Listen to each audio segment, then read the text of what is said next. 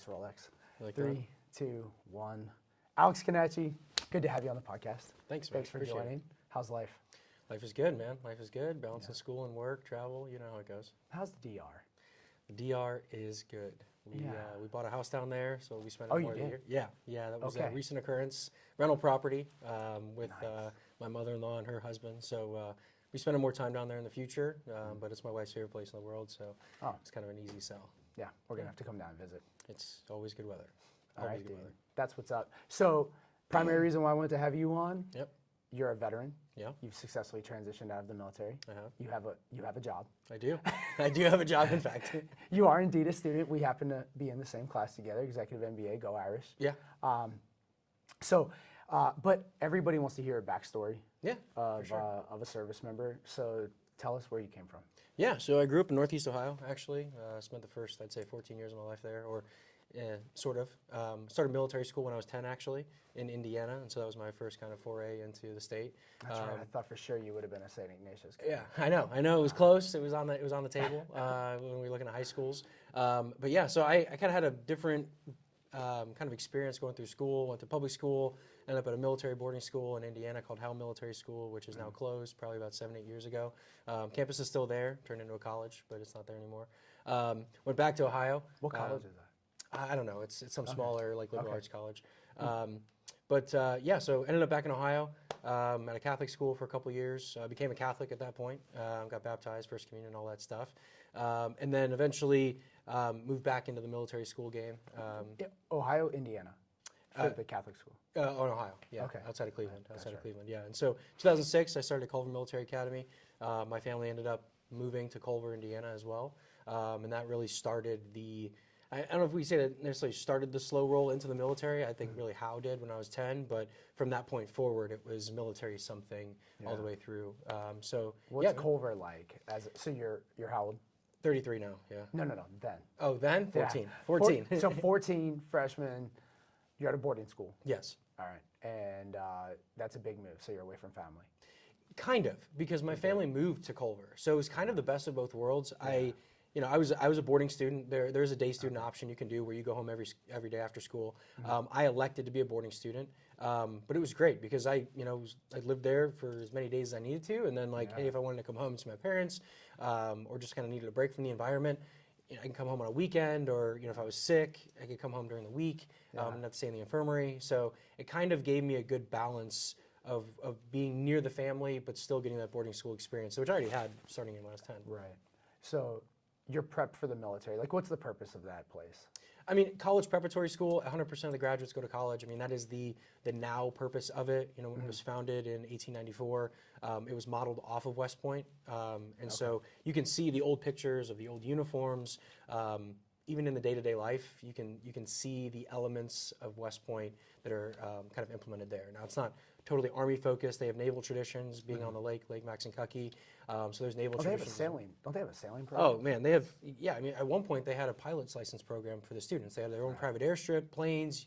Students could get their pilot's license by the time they graduated. So it's got elements or influences from the Army, the Navy, Air Force, and Marines, and you can see it just in the lifestyle, the rank structure, the positions, and stuff like that. Yeah. So is your first year anything like first year at a military academy? Like, is that like your grind and then you make it? Or? Yeah, it's like military academy light. I like to say if West Point and the service academies were the majors, Culver was like the minors. You gotta, or maybe the little leagues, you can call it, whatever. It's the same game, just at a much dialed back level. And the forcing function isn't like, you have to go to the service academy. I think of my class, a total of 7 of my classmates went to West Point, or me plus 6. But 2 of them went to the prep school first and then entered the academy after. I think at one point we had like 18 Culver grads at West Point at one time, which is really cool. The prep school, is that at Culver, or do you go to like a Valley Forge? Or I mean, Valley Forge is a prep school, but all the service academies have their own specific, like the United States Military Academy Prep School, USMAPS, used to be located in New Jersey at Fort Monmouth, was relocated actually while I was a student to West Point. And so it's co-located at West Point. It's like up the hill near the hospital. But yeah, you do the 1 year there and then you come in. Usually it's like athletes or people that had like a break between high school and college that will go through there. Like a lot of prior service guys would go through there as well. Pretty Does standard. that guarantee? If you're at acceptance? USMAPS, I mean, I don't know officially, but like, yeah, I mean, you'd have to elect to not do it. Okay. But you can, I mean, you can go to the academy for 2 years, any service academy, and leave, and you don't owe a thing. Right. So, Oh, you don't? no. It's when you sign your commitment at the beginning of your 3rd year. Okay. You have to stay. So, athlete? Was I? Were you an athlete? In high school? Yeah. Yeah. Wrestling was my main sport. Started wrestling when I was 5. Did that all the way through high school and intramurals in college. So that was always my primary. And then when I got to high school, had the opportunity to join the football team. I'm never going to say I was a good football player. I just liked to hit people. It was fun for me. So I was a special team rock star. Loved that. Yeah. 3rd string, everything else. So, it was great. Nice. It was great. I enjoyed That's it, awesome. though. I played Culver football. has a good, Culver just played my son's team. Did as they? As you know. Yep. Yeah, I Yep. think you do know because your buddy's the head coach. Mm-hmm. Yeah. Andy Dorrell, yeah. I don't think we'll talk about the score for that game. I can't remember. Yeah, I blacked it out. Okay, so you wrestled, played football. Yep. When did you start feeling like it's time? What am I going to do for college? Or did you know your freshman year, like I want to go to West Point? Freshman year, no, I didn't. I'd thought about it, and I was pretty open-minded as to like where to go, what to do. I was starting to feel that call to service, be it going to college and becoming an officer or enlisting out of school. Either way works. I didn't really know at that point. I didn't have a ton of guidance. It might seem weird to say that.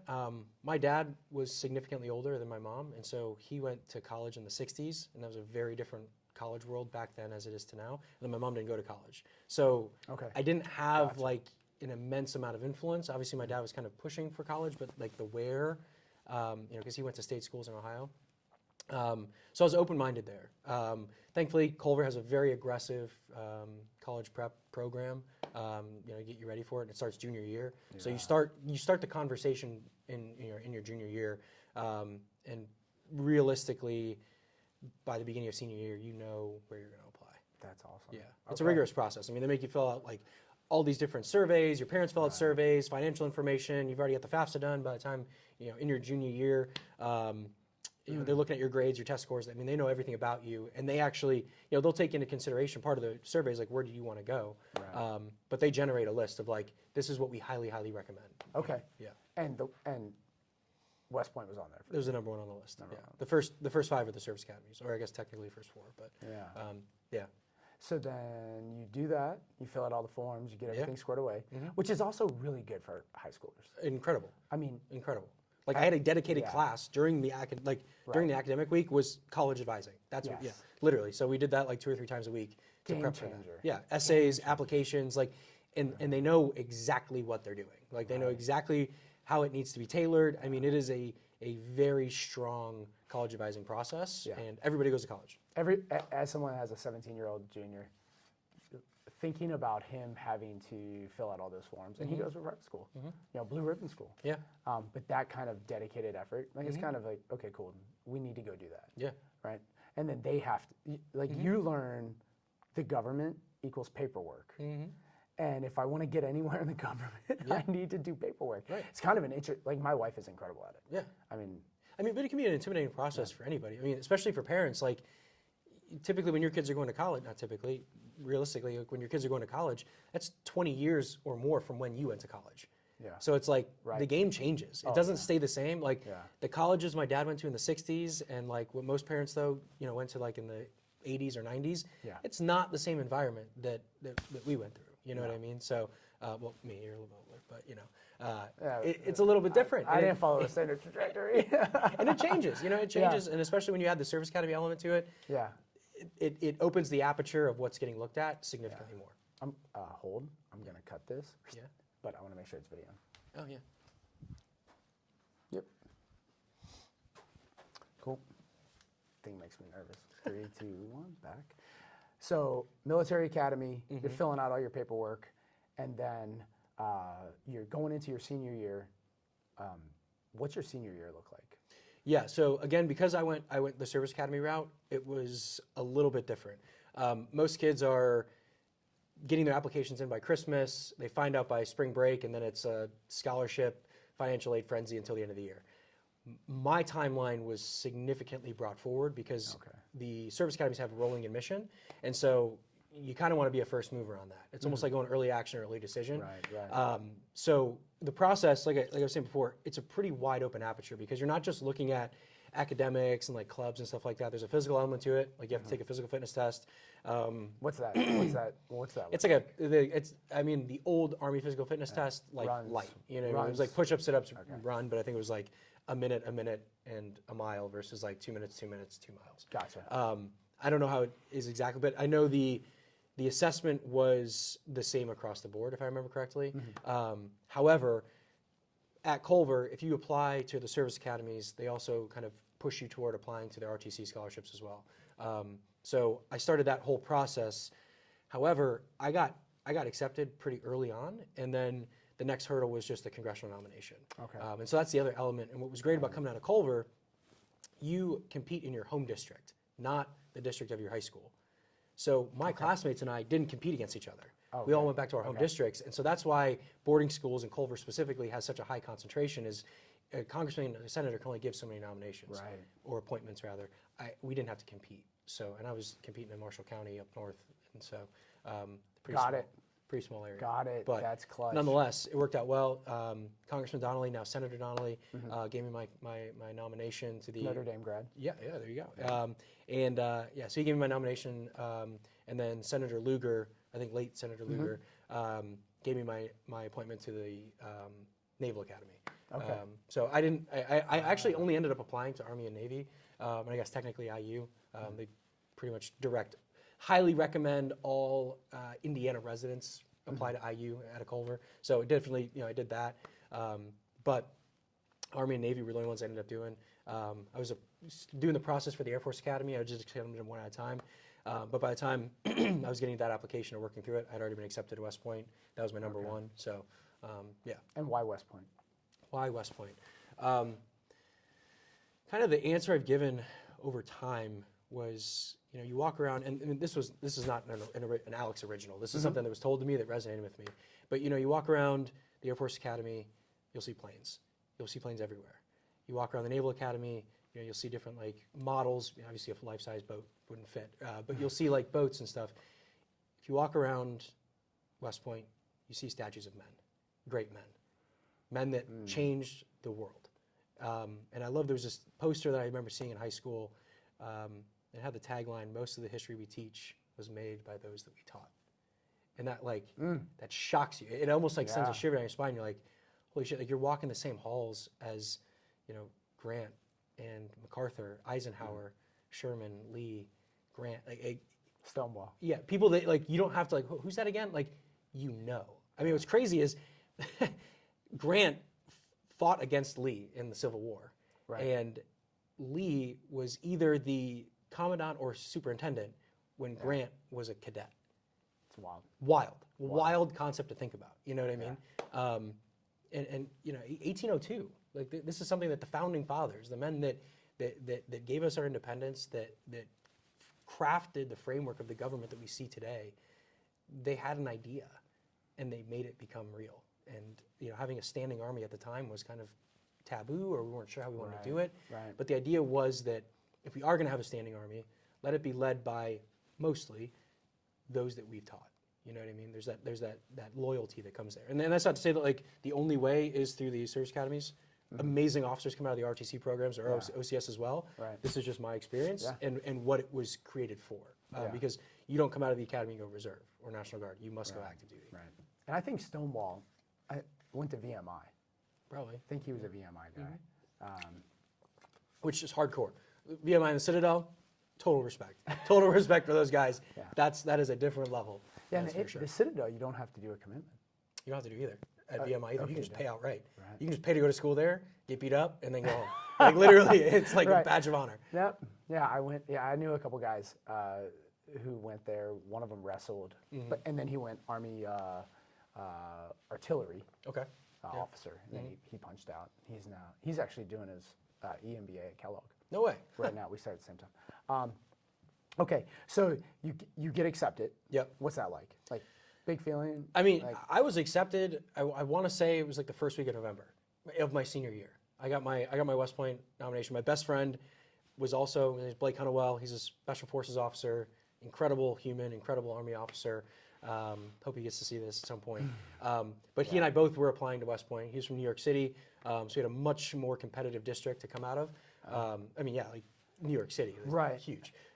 So versus my like small Marshall County, Northern Indiana situation. But we both, so I got accepted early November. Knew that's where I wanted to go. Naval Academy came soon after, but it made me going into Christmas a lot easier because most of these kids were stressing about getting applications in on time. I was already accepted in my number one school. Like, I was done. Because the application for the academy starts so much. Just because it's a rolling admission, they don't wait. They don't wait for all the applications and then make a decision. It's just as people are coming in, they're pushing out. All right. So that's interesting. I would not imagine a tremendous amount of West Point candidates from New York City. You'd be surprised. Maybe, yeah. Go for Well, it. I mean, the fact is, it's numbers, right? So if you have. Yeah, but I mean, they come all 50 states are represented. It's actually interesting at the academy. They have agreements with different countries all over the world. So there's two different types of like exchange students that are at West Point. There's 4-year exchange students, typically coming from countries that don't have a military academy of their own. A very close friend of mine, Pascal Brun, came from Haiti, and he was the first Haitian to ever go to the U.S. Military Academy, which was huge. It gave, I mean, like a change for. I mean, he was the first from his country to, and he went back there to serve. Okay. Yeah, so they go back to their home countries to serve. Then and then it's they wear the same uniforms that U.S. cadets do or U.S. citizens do. They just wear a different flag and a different tape instead of saying U.S. Army. It says their home country. Otherwise, they wear all the same stuff.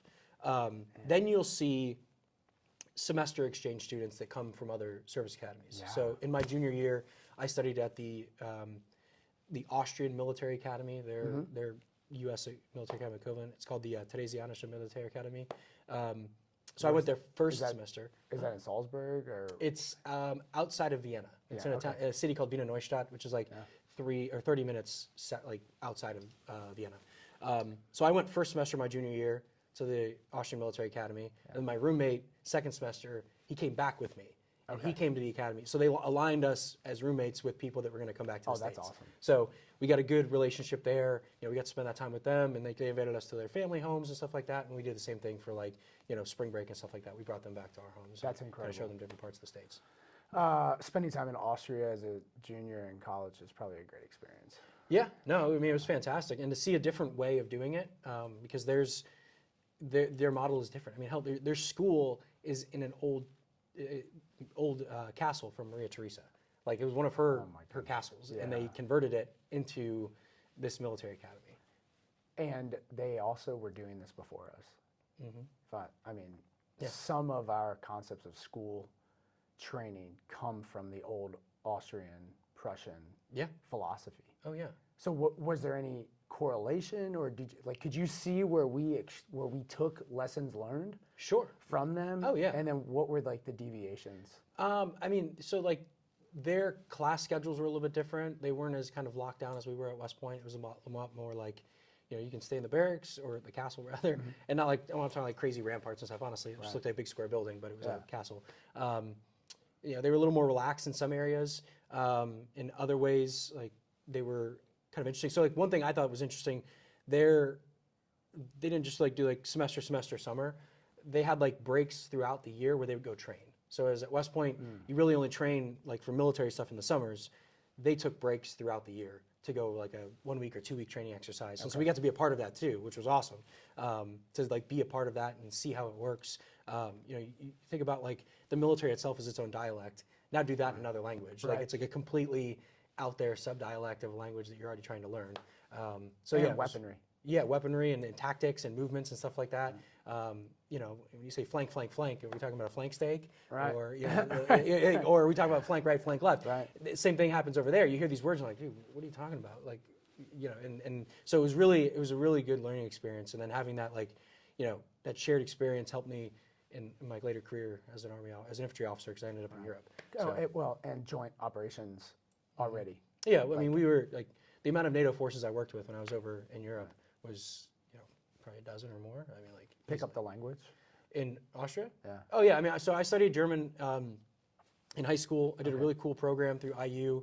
I don't know if it still exists, but it was the IU Summer Honors in Foreign Languages program.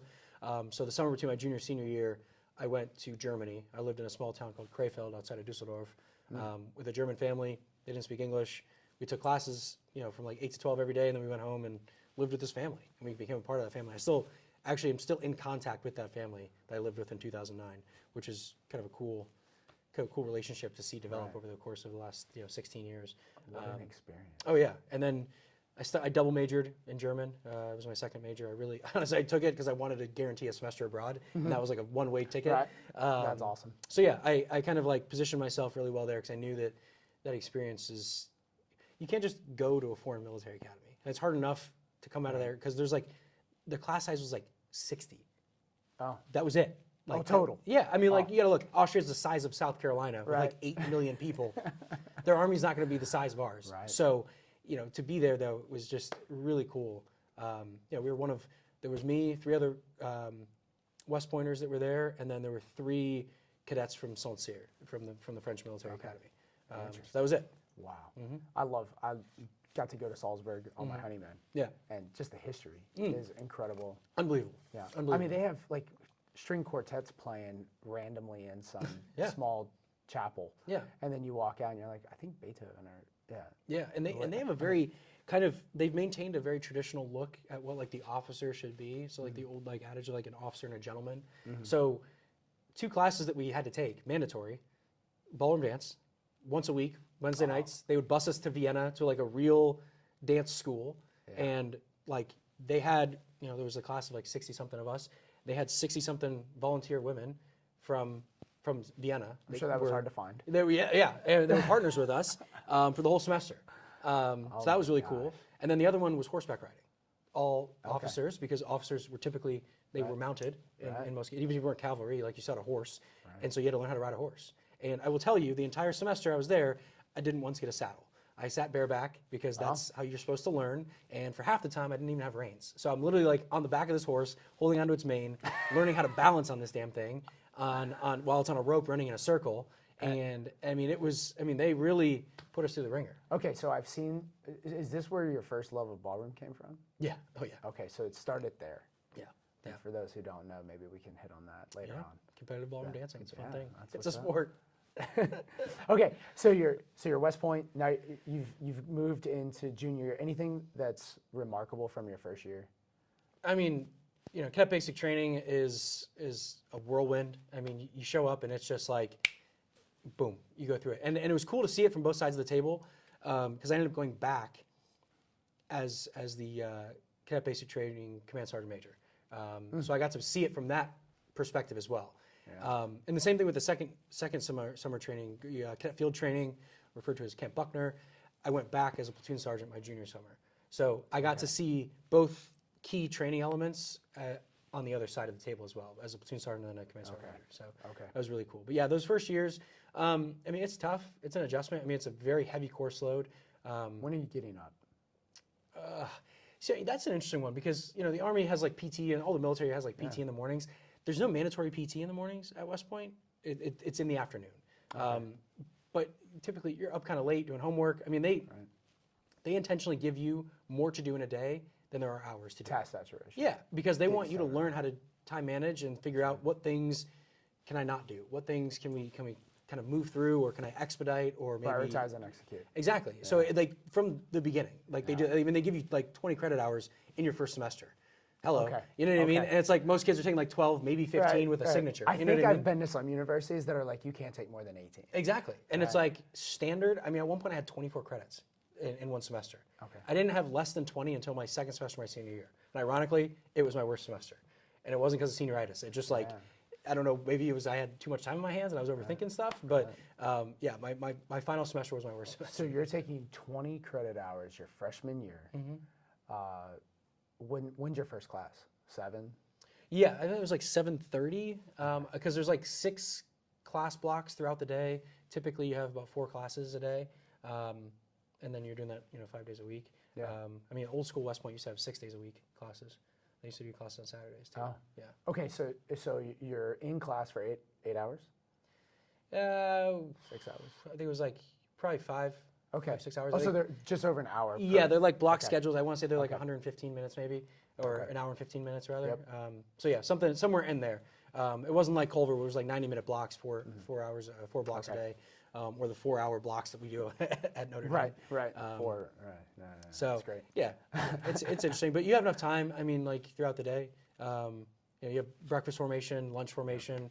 And you're doing everything together with that first year freshman, or? I mean, there are some people that accelerate into higher level classes, but it's not like you get a break because of it. It's just like, oh, you've already taken a class like this before? Great. So we're just going to put you in the next level up, and you'll do that for 4 years forward. You know what I mean? Cool. But yeah, so it's, there's a pretty straightforward and like kind of cookie cutter curriculum you get in those first couple of years. Like, I don't think, I might have advanced out of like basic level German, so I like went right into like 400 level German as a freshman, which was fine because I was already pretty much fluent at that point.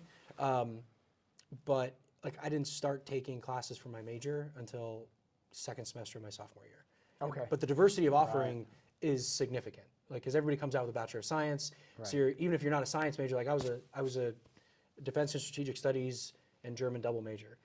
I still took chemistry, physics. I went through calculus and statistics. You go through a hard science background on top of everything else. You even have a track. It's called an engineering track. So if you're not an engineering major, it's kind of like a quasi minor. So I did computer science. Okay.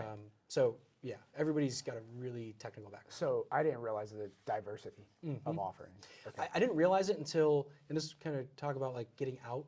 I was trying to figure out what I wanted to do, and I had like a 3-branch plan, and one of them was going to the medical field, either as a as an actual medical doctor or as a PA. I only needed, the only prerequisite I needed that I didn't take for the PA school program was like anatomy and physiology. I had everything else I needed. I could have, with those 2 classes that I actually started doing online at one point, I could have gone into a post-baccalaureate pre-med program, which is essentially like, hey, I've done my undergrad, but I didn't do it to go to med school, but now I want to. So it's like a 1-year catch-up program. And some schools, even if you get into their pre-med, their post-bac pre-med program, they'll actually funnel you right into their med school program as long as you do okay on the MCAT. Okay. I think Rutgers does something like that. Nice. But yeah, so like you have to live in New Jersey. Yeah, yeah. But I didn't like I said, I didn't realize how diverse that schooling was until that. I did not. I've got a buddy there now. Yeah. Well, my friend's son is there. Right. Rugby guy. Okay, cool. So freshman year's done. You're obviously squared away. You've had a good time in Austria. You're in your senior year. Yeah. What's that like when you're transitioning from senior year West Point to U.S. Army officer? Yeah. So the focus starts to become more like, what's to come. I mean, your mentors are kind of showing you that way. I mean, you take a class, and it's like MX 400 officership with like a senior officer that's kind of guiding you through the process and like kind of having real conversations. But, your first semester is where you find out your branch, and everything at West Point is order of merit, straight up. Everything you do is graded. I think it was 55% academic, 30% military, 15% physical. So like everything you do, every job you have is graded and ordered, and it's, everybody can't get an A. It's like, evaluation reports in the military, you can't just get a fake grade. So it's curved in such a way or limited in such a way that there must be some delineation. Maybe not in terms of like the academic grades, but those are just hard by themselves. Like they don't need a curve. They're tough. If anything, they need a curve to bring people up because it's a very challenging curriculum. But yeah, so that first semester, you get your branch. It used to be kind of old school on the wall. It's all automated now. You put your listing in, and then it just auto-populates. And then everybody comes into the auditorium together. They get an envelope with their name on it, and simultaneously you open it up and you see where you're going.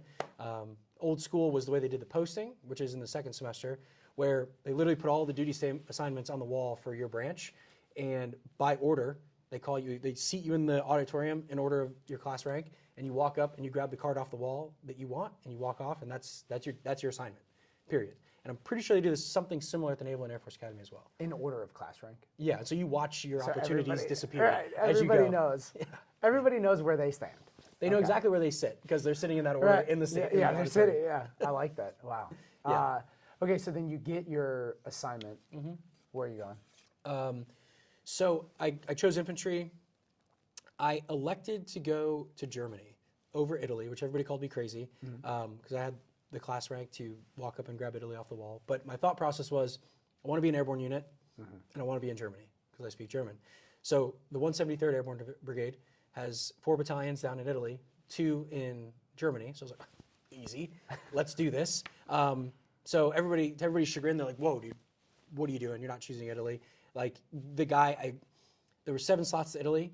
I was 18th in my class overall, 4th in the infantry branch.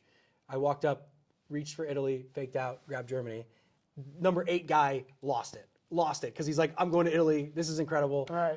Everybody thought I was crazy, but that's what I wanted. Yeah. It's home. Yeah. It's like a second home. I mean, you speak the language fluently. Yeah. You've been there multiple times. Yeah. Yeah. Joke's on me, though. I ended up in Italy instead. So, yeah, that's an interesting story. After the officer basic course, I'm flying military air. You fly civilian air if you're going to Italy. You fly military air if you're going to Germany. Landed in Ramstein Air Base. And, there's an IC-5 calling out, names and stuff like that. Because everybody lands in Ramstein, and they put you on a bus, and they take you to the various bases all over Germany. And so I was supposed to go to Grafenwehr with the 191 Cav underneath the 173rd. My name doesn't get called. And I'm like, what's going on here? So I'm like, I go up to the sergeant. I'm like, hey, sergeant, you didn't call my name. I'm supposed to go to Graf. Here's my orders. Can you show me the direction I'm going? He's like, let me check it out. Thank God I didn't get on the bus. My orders were changed while I was in the air. While I was in the air, my orders were changed to 2nd Battalion, 503rd, 173rd in Vicenza, Italy. And he's like, hey, these are your orders. I'm like, what are you talking about, man? He's like, this happens. He's like, one time we had a guy show up and he got changed to 25th Infantry Division in Hawaii. So lucky you're not him. It's a shorter flight. So he's like, the hotel's across the street. Your plane leaves in the morning. See you later. And so I thought, like, I'm going to Italy. This is how naive I was. I'm like, okay, I'm just going to Italy. I get on this plane. I take off. I land in Italy, only to land in Aviano Air Base and not in Vicenza, which doesn't have a plane or any way to get there. Yeah. So I land in Aviano thinking I'm in Vicenza. It's clearly not because there's Air Force guys everywhere. Right. And I'm like, and the Dolomites are in your backyard. Literally, the mountains are right there. And I'm like, I thought we were close, but not that close because it's literally right pressed up against the mountains. Yeah. There's, F-18s and F-22s coming burning it, just like landing and taking off. I mean, I'm like, it's way too loud here. Where's my earplugs? Thankfully, a very kind, Air Force E7 sees me just like wide-eyed, like a deer in headlights. And he's like, "Come on, buddy, what are you doing here?" And I was like, "I'm in the Army. I'm a lieutenant. I don't know where I am. I was supposed to be in Germany. Now I'm in Italy. I haven't slept. I don't know where I am. My car is halfway across the Atlantic right now on its way to Germany. So is everything I own. I have like 2 duffel bags and a suitcase to my name." And so they literally had to call the staff duty desk in Vicenza, explain the situation. They had to send a van out to get me because while the Army changed my orders, I wasn't on the incoming manpower list at the 173rd. So no one knew who the hell I was. They're like, dude, what are you doing? I mean, I literally had I had the wrong patch on. Like I looked like an idiot. I was like, look, if you don't want me, I get it. You can send me back to wherever. I don't know if this is a mistake. I don't know where back is. Yeah, I don't know where I'm supposed to go. Like, you want to send me back to West Point? Like, what do I do? Dad? But it all worked out. I had a really great battalion commander, Colonel Klepper. He's like, hey, you're here. Let's work. You know what I mean? Like, you want to be here? And I was like, hell yeah, let's go. Yeah. And so I did have to go back to Ranger School, but I feel like I'm skipping. So did you, so you get out. Did you go to Airborne in between this? Yeah. So after I graduated, I was at Benning for a year. I'm sorry. Yeah. Well, as a student, it's one way. When I went back later as a permanent party, I liked it a lot more. It's way cooler. Sure. So I ended up at Fort Benning. This kind of starts the story of how I got out of the Army. I got there, something felt wrong. I wasn't feeling myself. I was kind of like woozy and blacking out a bit. Like when it's that head rush feeling when you stand up too fast. Turns out I was anemic because I found out 2 weeks later after like almost passing out on a run that I have Crohn's disease. Okay. So got it. That altered things. And literally, like I said, I just graduated West Point. Yeah, you're 22, 23. Yeah, you're literally. You're like, there's nothing wrong. Like, I can't be stopped. And then I realized very quickly, like, you are not Superman. Like, you can be stopped. And it crippled me. And so I ended up in the hospital, had to figure that out. I get diagnosed with Crohn's disease. This is 2 weeks in. Like, and I cashed in my leave, because you get 60 days leave after West Point, to get an opportunity, not a guarantee, but an opportunity to try out for a slot to go to Ranger School early. Usually you go to the basic officer course, then Ranger, then Airborne, blah, blah, blah. They were trying a new pilot program. 25 of us got sent down early. I was one of the, I made the list for the 25. I was there like doing a 2-week tryout process to see if I can go, which they literally try you out at the basic course. Then they send you the pre-Ranger course for 3 weeks, and then you get to go to Ranger school and get your teeth kicked in. I was literally there for only a few days, and I found out I was sick, and everything just came to a screeching halt. Everything. Like, I mean, the conversation was, you might just not be in the Army. Like, you might just get med boarded right now. And I was like, come on, I did all this. I gave up all the freedom that most kids get when they go to college, and this is how it ends before it even starts. You know what I mean? It's like a rocket blowing up on takeoff. Like, it was just, I mean, it crushed me. Thankfully, they weren't sure the severity of my Crohn's disease. Turns out very severe, but they didn't know how severe it was at the time. So I got put on a staff position for 6 months to kind of like wait things out and figure it out. And then I got my shot. Went to the basic course. I was an undergraduate, did well. So I'm like, this is great. And then, hit the next roadblock. My medical packet to go to Ranger school was denied. Being an infantry officer without a tab is like, it's over. It's over before it starts. Like that's like pledging the fraternity. And I'd say like good infantry officers can't have a Ranger tab, but it's like, it's the one thing you bring to the table as a young lieutenant coming to a platoon. It shows that you can push past what you thought your limits were to even further beyond. So not having a tab, I was like, this isn't an option. So I ended up getting to go to Airborne school. They kind of worked a deal out. They're like, well, let's see if you can handle Airborne school, which was another thing because like, we don't know if you can handle the altitude. I'm like, come on. Like, I have Crohn's, not a brain tumor. Like, relax. Right. Went to Airborne school, passed, everything was fine. I fought tooth and nail to get a waiver to go to Ranger school. I show up, and I failed the first day. I got dropped for push-ups, which claims about 100 students every class. I know this because I ended up, this has a good ending because I ended up working at Ranger school. Right. Hold on, so so you go to Airborne, what's your first, I gotta know, I ask everybody, what's the first time you're exiting that door? Like, what's that feeling? So I cheated on that one because I was like, I can't look afraid, so I'm gonna go skydiving first. Oh, and okay. Ended up falling in love with skydiving. Yeah.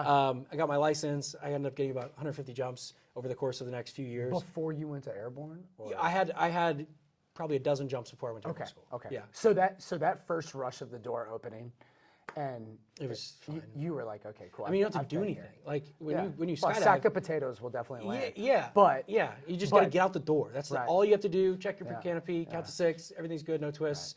Lower your equipment. Keep your feet knees together. Like that's it. Significantly easier than on the civilian side, where you've got free fall. You got to steer your parachute. Land safely. You're coming in pretty fast, way faster. And you're not just coming straight down, you're tracking across, and you got to learn to flare and everything like that. So I got that out of the way. I was terrified because I'm afraid of heights, fun fact. But I was like, you know what, this is a great way to conquer that fear. Let's go be a paratrooper. But you did ramp exits. Door exits. No, I'm saying civilian. No, I went out of a King Air and a Super Otter, so they were just doors out the side. Doors, okay. Left side door most time. Yep. We do ramps. I'm jealous because I was like the only ramp I've walked off of was a Chinook ramp. So, yeah. No, so it's a little different. But that door, I mean, for me, the first time, I was like and I was back in the stack, and you just have all that time just to let your stomach turn, make sure you loved your kids. Did I write the right letter? Is everything going to work out? So for you, that was not a part of this. No, I was ready to go. And typically, for better or for worse, they usually push officers first or last. And I was a jump master, so I became a jump master eventually. Yeah. And a lot of motivation was I want to get out the door first. Right. Well, you're also over 200 pounds. Yeah, exactly. I don't want you mid-stack. No, it doesn't work well. It doesn't work well when heavy people are in the back. So, I was taller, heavier. They'll put me in the front, and typically they like to have more experienced jumpers in the front. So, okay. So, I mean, and by the way, I mean, the PT standards at Airborne are a joke.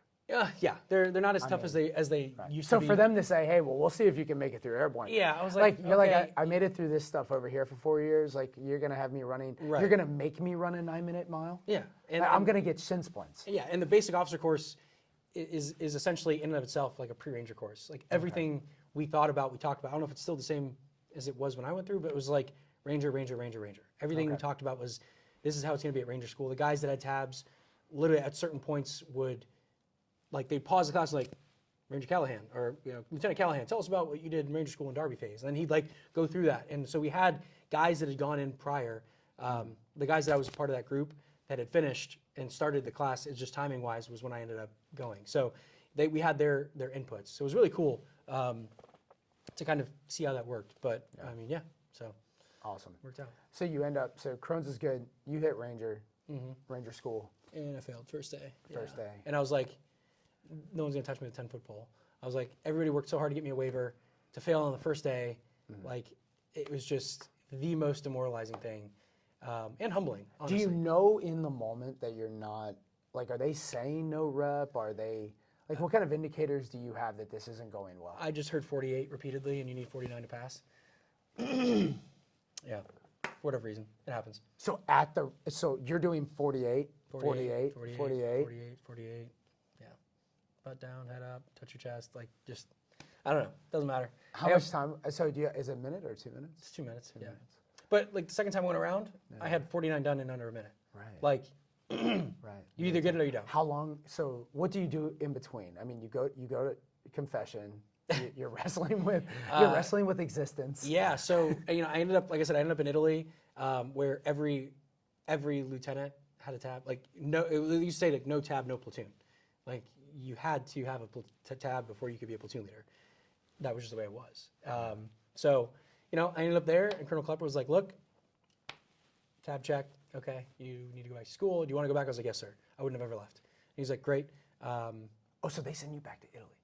Oh yeah, I went from Italy. So back, so this is like, okay, cool, fail. You're gonna be they sent me to on Italy. a plane, back home, back to base, and yeah. So I ended up, like I went from failing Ranger, quickly PCS'd, Germany, Italy. Okay. Talked to my battalion commander, and he was like, let's get you back. We're all in Ukraine right now anyway. This is 2015 at this point. Okay. Things were hot in Ukraine. We were training with the Ukrainians, so that was good. So I was already back. They couldn't take everybody forward, so there's already people back anyway. And we had a stack of lieutenants waiting. So it wasn't like me going back actually didn't delay anything. It was go back to Ranger School or sit in the S3 shop for 6 months. Like, there wasn't anybody like getting in. And for anybody not familiar, S3 is Operations. That's where all infantry lieutenants pretty much end up if you're not a platoon leader or an XO, or especially like you're in the S3 shop. That's where you live your life. That's the life of most of your lifetime as an infantry officer is in some sort of S3 operations shop if you're not in command or leading something. So all right. So they push you right back. almost. He's like, "You ready to go back?" And I was like, "Yes, I just don't have my household goods yet." I would like. He's like, "All right, cool. Get settled. Get your house. Get settled. Get your household goods," which was all of like 10 cardboard boxes. That was all I owned in my life in my car. Right. And as soon as that, I remember that arrived, and I went right to the next class. So I got to Italy in like July, August, September. I flew home in October. They flew me home like a week early to like acclimate and time change and everything like that. And then I started Ranger School November 1st of 2015. Nice. Yeah. Good. So that you weren't like persona non grata to those guys. They get it. Like they know. All right. It happens. Yeah. They send people back all the time. Yeah. Yeah. This is a part of the process. Yeah. I mean, half the people fail Ranger School. Like I think the pass rate of Ranger School is like 45%. Yeah. Like they lose the most people during RAP week, the first 4 days. If it's the physical fitness test, land navigation, Ranger tactical tasks, 12-mile combat water survival course, CWSA. There's a lot of things you can fail. Okay. And so a lot of people fail. It happens. Yep. Most people don't come to Italy though. That was a fluke. They're like, "Are you sure you're supposed to be here?" And I was like, No, paperwork says. actually, no. I thought it was in German. Yeah, I was like, you and me both, brother. Like, I'm talking to the S1. He's like, "Are you supposed to be here?" And I was like, Here's my orders, Germany. I'm here though. "Yeah." Okay, so you get back. You're able to hack the MISH Ranger School. What kind of experiences after that PT test and everything? I mean, I felt like I could hear my battalion commander behind me the whole time. I was so afraid to go back, like failing. So I just had in my mind, like, I'm gonna get my tab, or I'm gonna die here, and like whatever it takes. And I mean, it was tough because Darby worked out okay the first phase. I went to mountains, ended up no going mountains, which was another just humbling experience. It was like a year of failure, just learning from failure. And I needed that because I was very high on, not like egocentrically, but like I had a lot of success while I was at West Point and in the years before. It was good that I got knocked down, you know, because I needed to learn how to get back up again, you know. What was it that got you in mountains? I failed patrols. You know, I appeared okay. I didn't get any spot reports, but it was just, you know, bad patrols happen, and I just didn't get a good look. You know, for whatever reason, I just didn't display what they needed to see in order to be successful. And who's grading you? Ranger instructors are. Okay. Yeah, yeah. Those guys are very, I think they're very well trained, and knowing it from the other side of it, I know what they go through to be Ranger instructors. Those guys grind, and and all phases have different struggles that they have to go through. But yeah, and walking those mountains day in and day out for 3+ years is just unbelievable. Those guys are just machines. Yeah. But yeah. So, you know, got stuck there over Christmas, did the whole thing, went back. Because a no-go means you have to get a go. You have to get a go to pass. Okay. Yeah, that phase. And if you don't get a go, you have to recycle and do it all over again. So that's what I did. I did mountains twice. And it was crazy is I double no-goed in mountains. Typically you get 2 shots. But I had I had my first look for a leadership position on day 2 of the mountains FTX that you had to do. And I never got looked at again. I got to go. And then that was it. It was it. Yeah. And it was like, why didn't this happen this way last time? You know, that was tough. And then I ended up in Florida. And as soon as I got to Florida, burning pains in my stomach, wasn't sure what was going on, was very nervous, I had appendicitis. Medics took a look, they thought it was appendicitis, went to the hospital, and I was having a Crohn's flare. My appendix didn't burst, but it was really wanting to.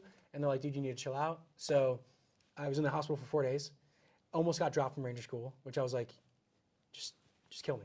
Just kill me. And thankfully, I will say, the PA down at 6th RTB was a former SF medic. Like he was an 18 Delta, that went PA. Yeah. And he was like, dude, do you want to be here? I was like, I will die here. He's like, let's get it done. So I went to the hospital, got myself sorted, came back in time just to watch my friends take off on the helicopters to start the FTX. Yeah. So I was pretty much alone for the next couple weeks while they were gone. And then there was a cycle break, and then I went right back in. And again, I had like an early look, first time go, and it was good to go. You know, so. And what's going on in Florida?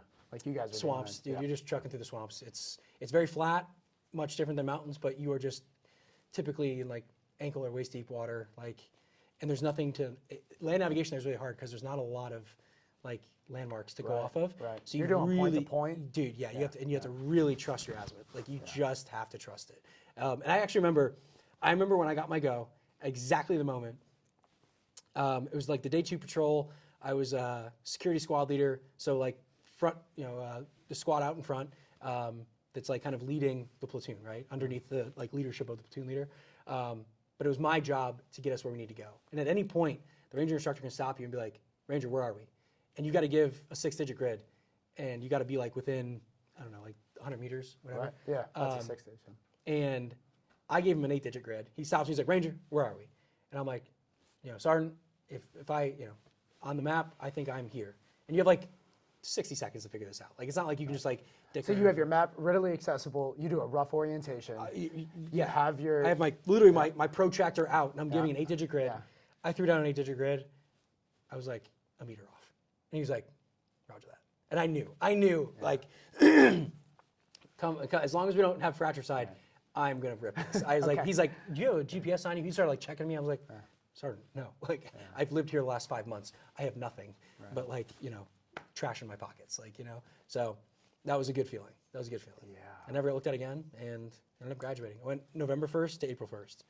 Okay, For nice. 135 days. So so that the contour intervals of your Florida map Are like this room, literally. Like there's no elevation change down there. It's so wild. you're walking, hitting a 270 or a. I mean, do you remember? You're staying tight on your compass. That's all I remember.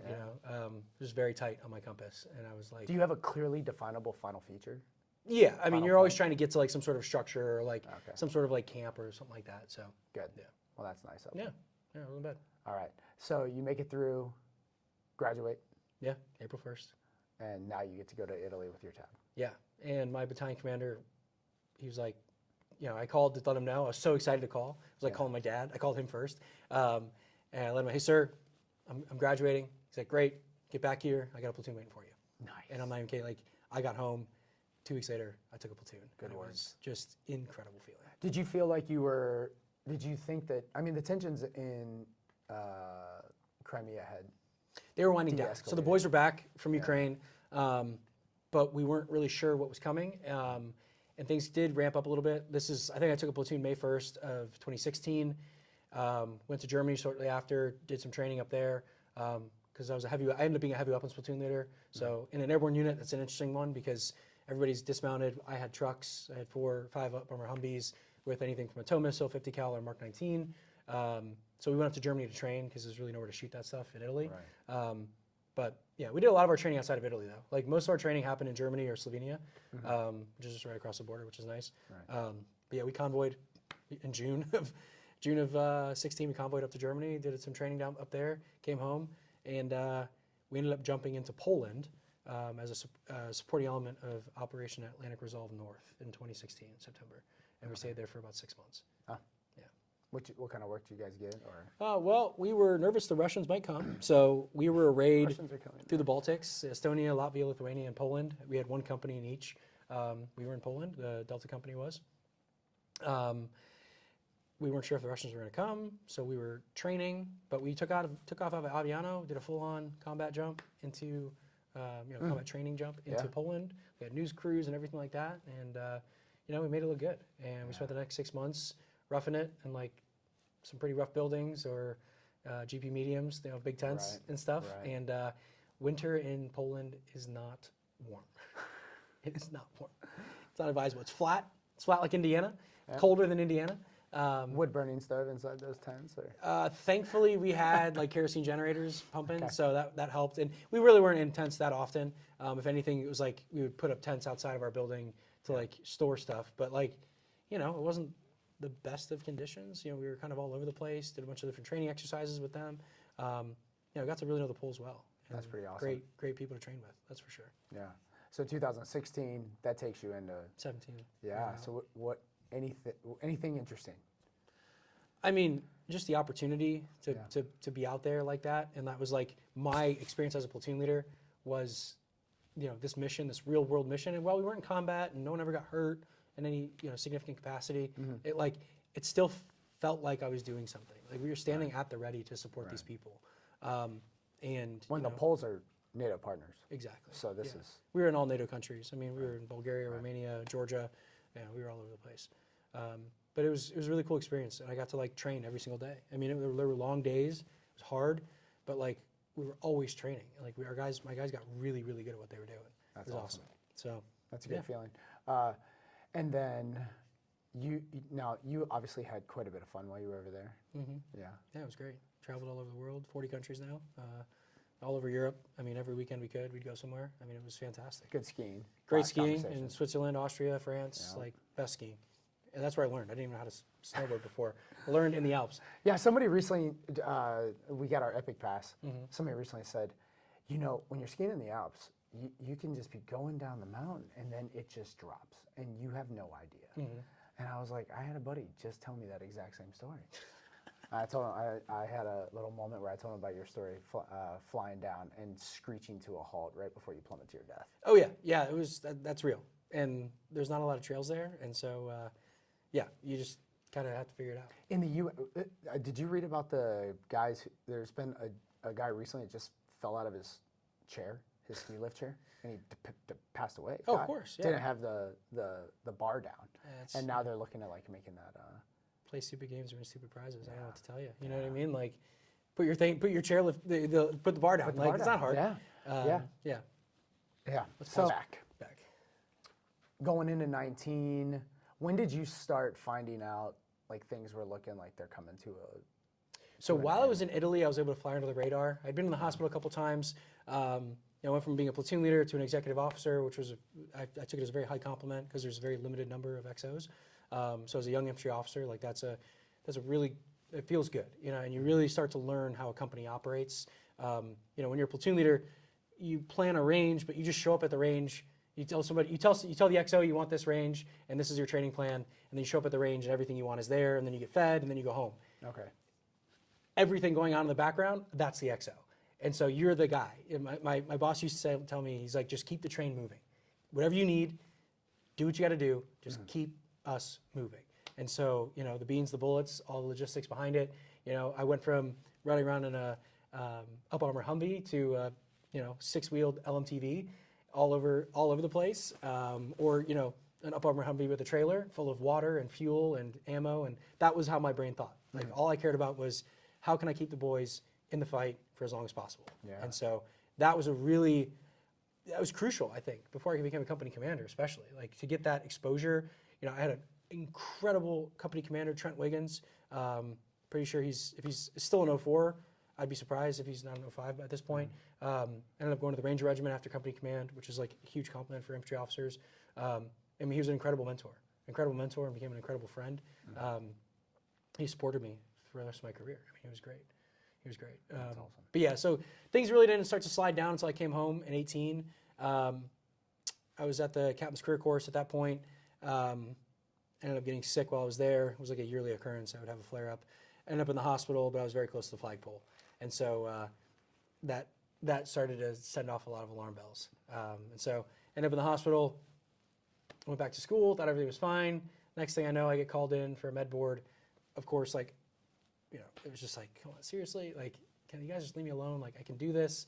I have everything that you need. You know, it ended up shortly after going to jump master school. But yeah, it became a fight. Went through the whole med board process. Also got a master's degree while I was doing the Captain's Career Course at Columbus State University down in Georgia. Got a Master of Science in Organizational Leadership. Great combined program. You know, they kind of take the career course and give you some evening classes and stuff like that. So that took a year. And then I ended up trying out for a job at Ranger School. Got hired. I was supposed to go up to 5th, supposed to go to the mountains. And then the med board happened right before I was supposed to PCS. Slam on the brakes yet again. Got check. Yeah. So ended up working at Brigade for a year. Had an amazing mentor, Colonel Scarpula. He was the brigade commander at the time and supported me throughout my med board process. Took about 6 months. It looked very, very bad at one point. I mean, all the initial decisions were, you know, unfit for service, unfit for duty. And so I contested it, and I elected to physically go to the med board. It exists. There is a physical body that is the med board down in San Antonio, Fort Sam Houston. I think the Air Force trains some medics down there and stuff. My Olivia was born at Brooks. Yeah. So went to Sam Houston, pled my case, denied again. Thought for sure, like, just being there. I don't know why. Like, in my mind, I was like, well, they got to see how much I want this. You know what I mean? But yeah, I got told that I was unfit for duty, and I should accept my retirement. And all the while, like, I've seen the background. I was planning, but even my lawyer, when I started, she was like, "Please start looking for jobs. Do not wait for this decision, because once it's made, things will happen fast." Okay, and just to put in perspective, at how much time did you end up still having in from that conversation? So that was like August of 18, I want to say, like July, August of 18. Yeah. And I ended up medically retiring in May of 2023. So 5 years before you punch out. I mean, you doubled your career length. Yeah. But the first time somebody said, start looking for a job. Yeah, so actually that was 2019. Okay, Sorry. so 4 years. So 4 years, yeah. 4 years. Because the med board process itself took 6 months, where it all looked bad. And in one last-ditch effort, I reached out to an old mentor. His name is General Richard Clark. Ended up being the U.S. SOCOM commander. That's a good, incredible guy. Potentially a good friend to have. Yeah. So it was my last shot. I was trying to do everything the right way. I wasn't trying to circumvent the system. I believed in the system because I thought it would believe in me. It didn't end up working out. And so, by this time, they've invested in you. Yeah, dude. Heavily. I had been in the Army 6 years at that point. Like, I'd gone to the career course. I got a master's degree. You know, I've got all this stuff behind me. Not including West Point. Yeah, it was West Point and master's. I was like, all covered by the and I was like, government. let me serve. And I was even asking, like, I'll get out of the infantry. My willingness to serve was not predicated upon getting my way. Right. I was like, send me where you want me. You want me to be a quartermaster? I will be the best damn quartermaster officer you want me to be. Not to say the quartermaster officers aren't good. That's not what I'm saying. But I was like, if I need to pull off the front, that's fine. I want to serve. I just want to be in my uniform, in whatever way possible. I was like, I'll go to PA school. I'll go be a lawyer. Like, tell me what to do, and I'll go do it. I just didn't want to take off my uniform. Right. And that willingness to serve resonated in the right people. Colonel Scarpula was one of them. And then I reached out to General Clark.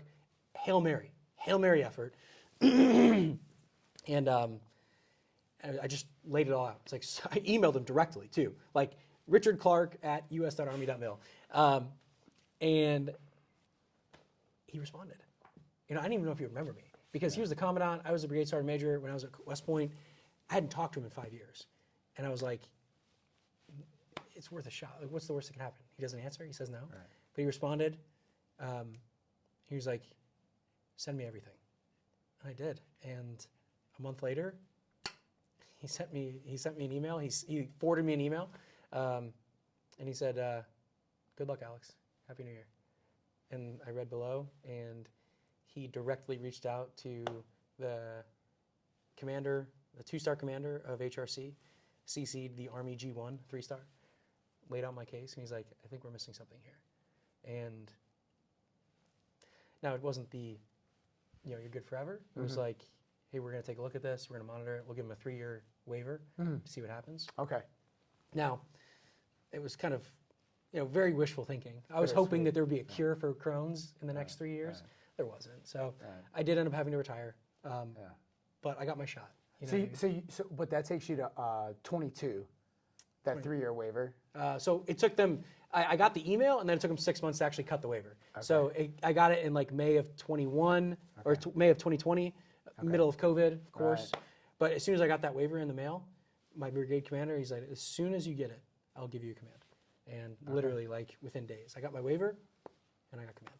Wow. Yeah. Okay. So I had a company for about 15 months after that. Okay. And then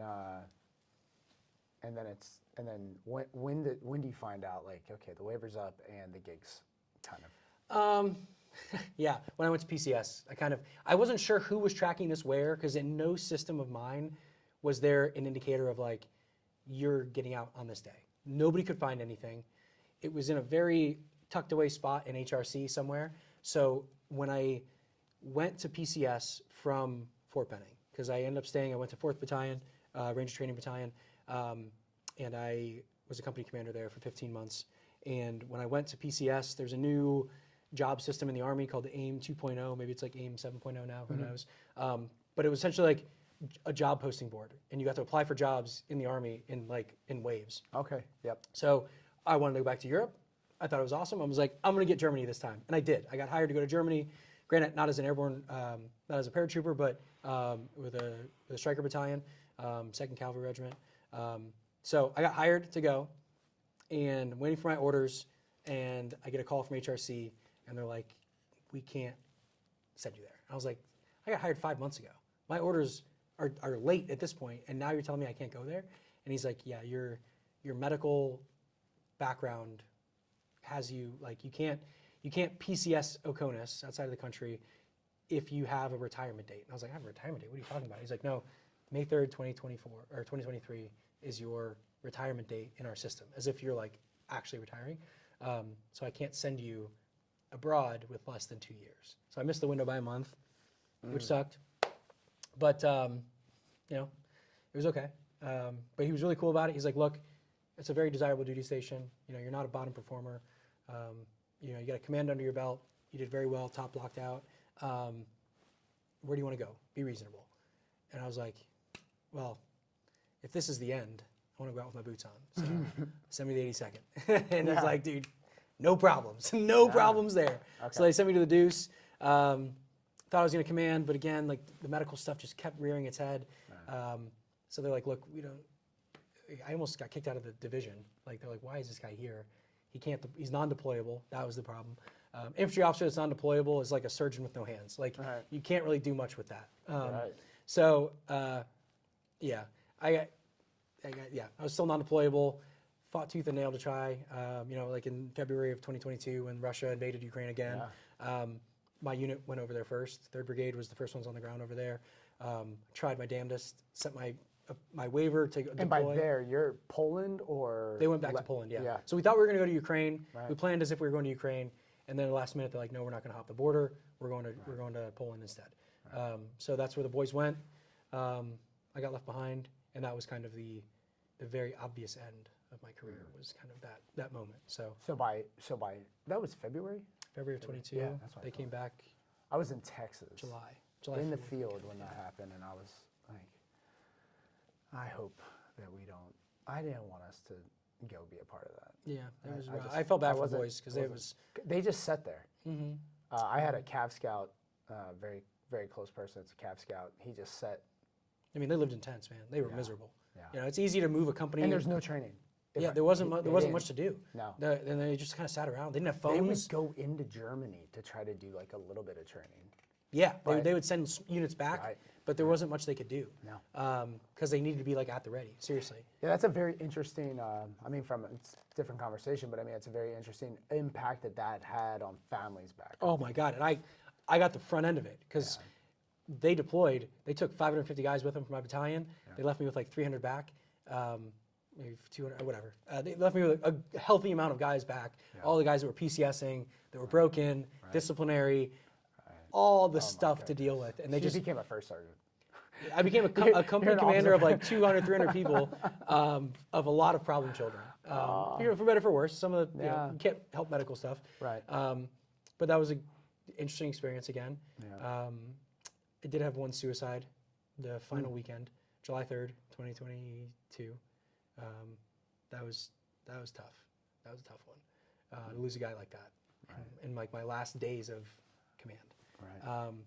And I knew him. He was a soldier going through some stuff, and we were trying to support him in every way we could.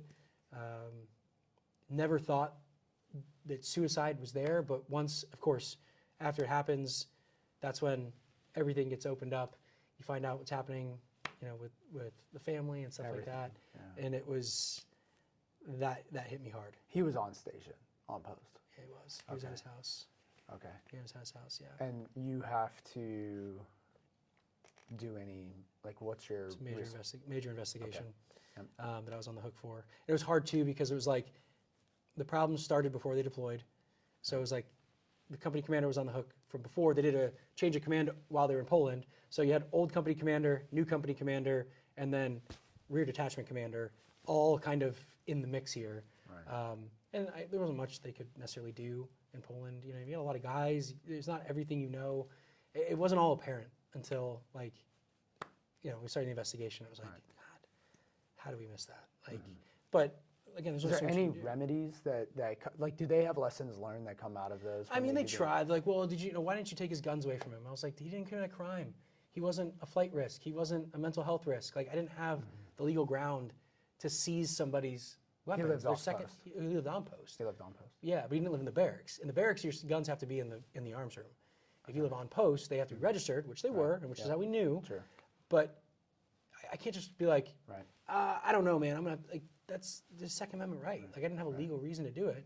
And of course, everybody says that the easy way. Like, oh, we should. I'm like, bro, we didn't know. Well, it doesn't solve the root issue. Yeah, because he could have just gone to the store and got a new one. Right. Like, Right. Right. so Yeah, it doesn't. anyway, solve it just yeah. that was a low point for sure, for sure. I That was a can tough only one. imagine. Okay. And now you're prepping to separate. Yeah, at that point, once the boys came back, I knew that it was time to really get serious. You know, things started happening pretty quick. Figured I wanted to go to get an MBA, applied to Notre Dame. This was 22. I got accepted November of 22 as a full-time MBA student to start in August of 23. Obviously, I didn't. I ended up starting, I deferred a year and then converted over to the executive program at 2 different points. So you're November of 22, and then you're, when did you separate? May of 23. May of 23. May 3, 23. Okay. So you had that year. You had roughly a year plus, really, when you knew. Yeah, I mean, like, I knew the end. Once the whole, like, Fort Bragg thing happened and, like, people started saying May 3rd, 2023, like, I knew. Like, that was always the date on the wall unless a miracle happened and there was a cure, which there wasn't. Right. It was the end. And So what was your first, so you know that you're separating. What's the first thought that comes to your mind during that transition? what can I do that's going to generate the most opportunities down the road? Okay. And so there's a pretty wide aperture when it comes to people going into MBAs and then coming out of MBAs and applicability.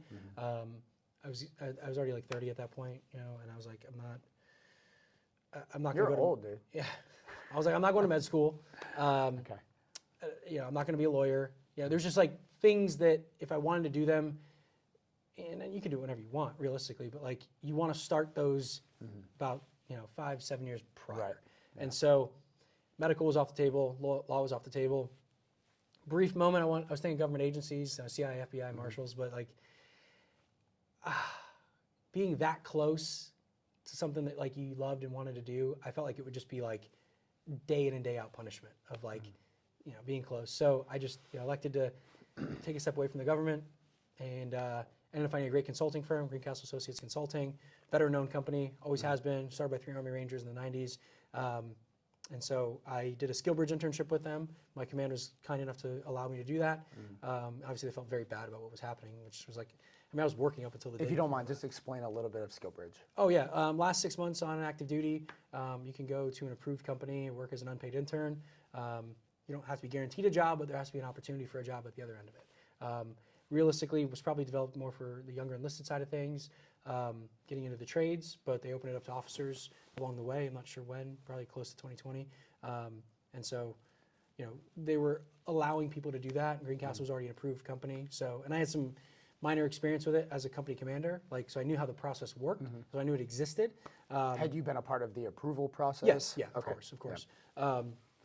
And helping companies get approved. If like somebody's like, hey, I got a company that, we could work it out. And so I was familiar with the process and how it worked. I had a West Point classmate, Amy Sanchez, that was working at the company at the time. Connected with her, lined up with the recruiting process. Very quick recruiting process. It only took about 2-3 weeks from start to finish. And so in January of 23, I started, and then went full time when I retired. So, Nice. So you had a successful SkillBridge. Yeah. So you were able to, and what did you do during that internship? A lot of training. I was able to get through it fast enough, and it's not a one size fits all. Experiences may vary, but I moved through the training very fast. I got my certifications fast enough. Coming from where I come from with the background I had, I was actually able to get on a client early, even as a SkillBridge intern, which doesn't typically happen at that point in time. And so, I was kind of already aligned against the client. I knew they were already talking about a full-time offer, and so it was an easy kind of role. It was a very smooth transition in that regard. Okay. Yeah. And some of the consulting components. So you get hired on, and then what's life look like for you when you start with Greencastle? So I was a remote employee. I always have been. So that was an adjustment. Where are they based out of? Malvern, Pennsylvania. It's like west of, it's about 45 minutes west of Philadelphia. Okay. Unbelievable culture, unbelievable people, but specific to the work I was doing when I came in. Yep. So I went in as a management consultant for project management, change management, process improvement. It was helping companies solve problems, and in some instances, my first client spent a year as an IT project manager, helping an app development project primarily, and then some other smaller peripheral projects. My second client, I was working more so post-acquisition of a smaller company. So it was unplugging from company A and plugging into company B, us being company B. So helping them work through that process. I can't really say names or go into too many details just for confidentiality, but helping them work through that process. So I wasn't doing the PMP project management steps. I was literally helping people figure things out in that transition process.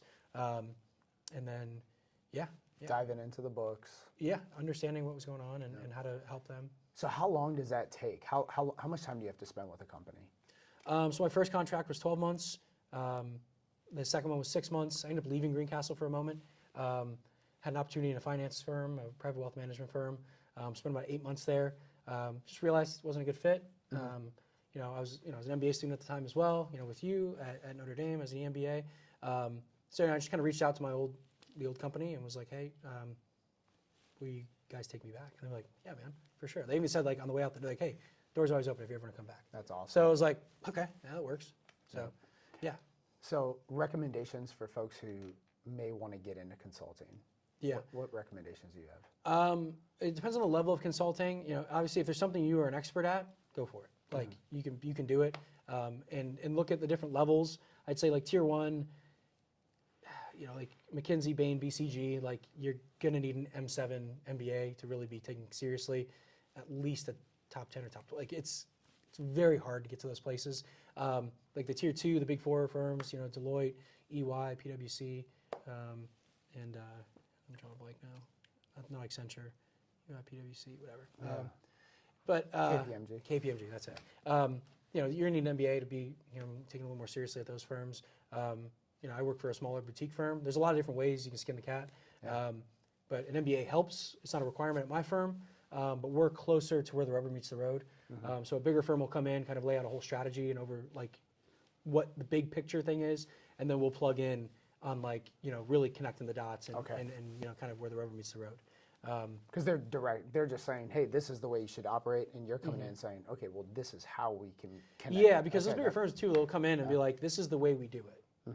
Like, adhere to this. Right. We come in from Greencastle and we meet them where you are. Yeah. Like, what do you need done?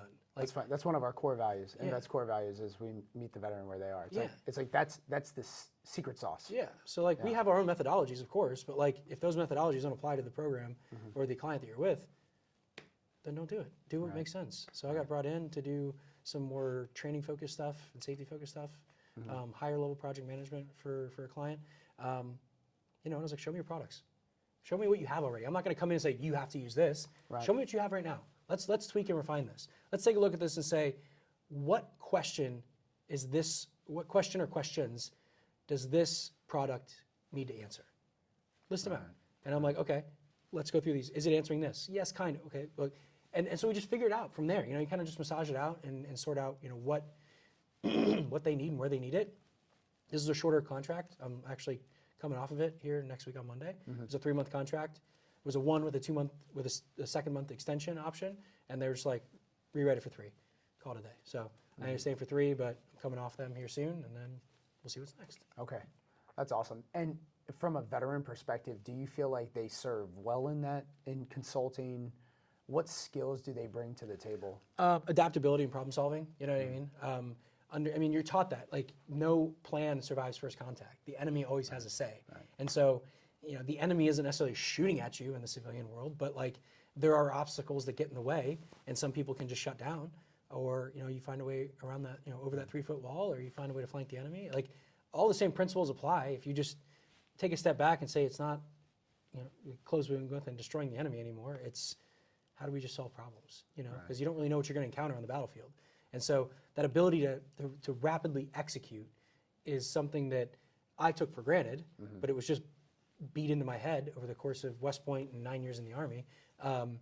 There's some direct applicability there, and we do pretty well across the board. And and it resonates too when you find another veteran in a company, and they're like, okay, yeah, I get why you're doing it that way. Yeah. And it's like, it works. It works. I mean, the company's 25 years old. Clearly, something's working. Okay. I didn't realize that. Yeah. And they're hiring. Yeah. Yep. Just always got to check on the client stuff, making sure everything's cool. Always working, team. Always working. Yeah, we have Alex away from work for this. Yeah. How awesome. But everybody's got to check. So you went to that financial firm. Yeah, I did. For 8 months. About 8 months, yeah. It was a great opportunity. I was given an opportunity to lead a company, a smaller company, very small, but a direct leadership position, solid money. Yeah. But I realized, throughout that process, and like I said, it just wasn't a good fit, and sort of like the travel and just what was required and stuff like that. It wasn't like they did me wrong or I did them wrong. It was just, we just kind of had to part ways. I thought after the Army, because you look for that fulfillment, because my transition, we didn't really hit on it too hard, I had a really tough time. Because I was like I was fighting tooth and nail the whole time to get out. Like, I could not have made it more difficult for everybody to kick me out of the Army. I mean, your identity, right? Like, Dude, it was who from, I was. From 14. From 10. 10. And How? I come from a military family. Right. You know what I mean? Not my dad's side, my mom's side. Right. My cousins all served, my uncles served, my grandfather was in Vietnam, my great-grandfather was in World War II. Like, that's what we do. And we can trace our genealogy back to the beginning, to the revolution. Like, and my, like, that's incredible. Yeah, like I'm in the Sons of American Revolution. Like, So you're telling me that there were last names that ended in vowels that fought in the revolution?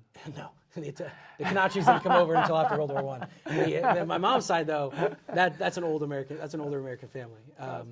But yeah, That's so good. like that was what we did. You know what I mean? Like, that was part of who we were as a family. And so, you know, to lose that in the way that I did, and it wasn't my call, and I didn't decide, the decision was made for me, it was a huge identity crisis. And it was just like, you know, that late 22 into 23, I mean, it was just one thing after another. My wife's brother died. He was 22, earlier than 22. Then I had that suicide in July. My dad died in November. I had a really hard time moving and getting a house because, you know, anybody who's tried to get a mortgage, good luck doing it when you're like, you know, you're going to not have a job soon. Right. So that was a whole process. Greencastle was there to support me through that. Made sure, got everything buttoned up. But it was just like one thing after another. Again, I was just like, what did I do wrong? All I've done is just been willing to serve, and this is what I'm getting. Everything worked out in the end. You know, like I said, I got a great retirement package. The Army took care of me on the way What out you the do door. to strengthen that mindset in the moment, like that resilience, the fortitude, the grit to be like, because now it's easy to be told to go run, deliver, Yeah, go do this, go do push-ups, go carry that litter. Yeah. That's all easy for us. yeah, But the mindset portion, when there is no physical component, is what I like. yeah. No, I've found that to be some of the toughest things. Like, I can't outwork this problem. oh yeah, Like- you just have to get through it. Yes. So the mindset, Ranger School all day, Okay. or even like West Point. Like you cannot fast track time. All right, like you can. There are things to influence your surroundings, but like I still remember this. You know, I'm not a runner. I'm not built for running. I don't enjoy it. I do it because I had to or I have to stay healthy. I remember the Ranger 5 mile like it was yesterday. And I came in at like 39:50, and it's a 40. It's a 40-minute. standard. Yeah, 40-minute. I mean, they're beating 8-minute pace. Yeah. It's Yep. not exactly like you're having a very easy run into it. Like you're getting beat up going into it. But I was like, I remember going through this stuff. I was like, how can I make this easier? Like I'm like, there is no other way. You just have to push through. It is happening, Yeah. whether you like it or not. So you either stop running and quit, or you keep putting one foot in front of the other. Period. That is all you get to do. And literally, like while I was going through that process, I was like, okay, like I just have to get through it. It's gonna be okay. It's like it will shake out. I've made the right decisions. You know, again, I've made the majority of the decisions in my life that I make. What's gonna create more opportunities down the road? It's like going to the NBA, going to Notre Dame. You know, with the consulting firm that I'm at, like it was gonna be okay. And you know, once I got hooked up with Greencastle, you know, I knew that I wasn't ready to start school in August 23. Notre Dame was very, very supportive of that. They're like, dude, we get it. I wrote them a whole letter, like, dude, it's fine. We'll do this next year. You don't have to reapply. You're good. And then same thing when I was like, I was having a lot of anxiety about being a full-time student, not working. I have a wife. Like, I got married. Like, I want to have a family. I was like, I can't stop working. I don't know how this could be. I don't want to go into debt like that. And I was using my GI Bill. Notre Dame again. Hooked it up. Yeah. Let me go to the executive program so I can work full time and get a degree. I mean, it all worked out, you know. And the same thing. Did you feel confident though when you were struggling mentally that it would all work out? No, I didn't. You know, because you start to get in this thought trap, and I hope anybody that's ever been there knows that it's not the end of the world. But like, when your identity becomes the military, and it's not just what you do, but it's who you are. Especially when it's like that's all you've ever done in your adult life. Right. And then now you're out of it. And you plan to retire. That was your right. I would have retired or died in the Army, dude. Like, that's what I wanted. I had no interest in anything else. You start to like question yourself because it's like, okay, this is who I am, and I can't be that person anymore.